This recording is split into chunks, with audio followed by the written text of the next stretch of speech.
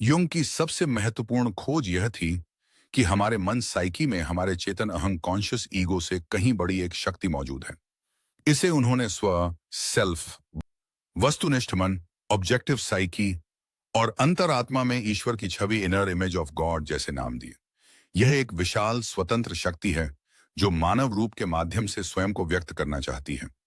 यह शक्ति हमेशा खुद को अभिव्यक्त करने के लिए प्रयासरत रहती है, चाहे हम इसके प्रति जागरूक हों या नहीं, और चाहे हम इसे स्वीकार करें या नहीं।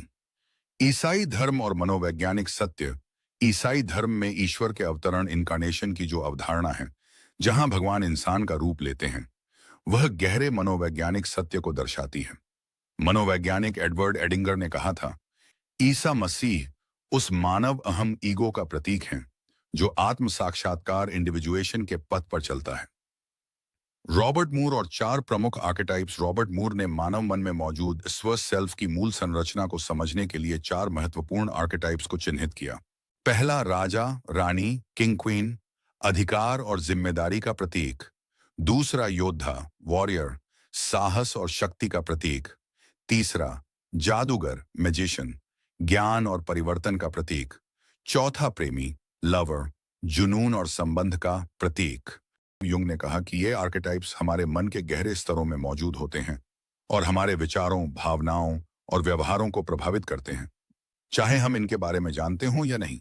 अगर हमारा अहंग इन शक्तियों से सही तरह से नहीं जुड़ता, तो यह मानसिक समस्याओं, संकटों और जीवन में असंतुलन का कारण बन सकता है।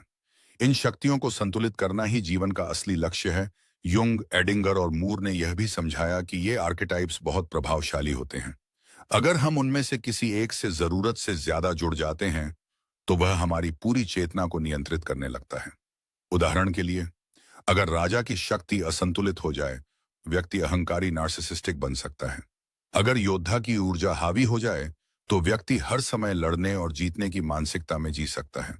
अगर जादूगर की ऊर्जा असंतुलित हो जाए, तो व्यक्ति सिर्फ ज्ञान की दुनिया में खो सकता है और वास्तविकता से कट सकता है। अगर प्रेमी की ऊर्जा असंतुलित हो जाए, तो व्यक्ति वासनाओं और इच्छाओं का गुलाम बन सकता है। इसलिए इन सभी आर्केटाइप्स को संतुलन में रखना ही आत्मविकास और आत्म साक्षात्कार की कुंजी है। स्वयं की खोज और आत्म साक्षात्कार इंडिविजुएशन प्रोसेस। युंग के अनुसार मनुष्य का असली लक्ष्य अपने भीतर मौजूद इन गहरी शक्तियों को संतुलित करना और उन्हें सही दिशा में उपयोग करना है। जब व्यक्ति इन शक्तियों को पहचानता है और उन्हें अपने जीवन में संतुलित रूप से अपनाता है, तब वह सेल्फ के करीब पहुंचता है, यानी अपने वास्तविक और उच्चतर स्वरूप को जानने लगता है। जीवन में संतुलन लाना ही सफलता की कुंजी है। यह यात्रा केवल एक मनोवैज्ञानिक सिद्धांत नहीं है, बल्कि एक व्यावहारिक मार्ग है।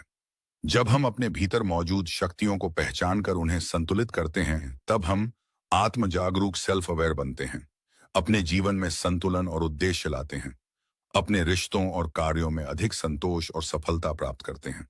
आपका सफर।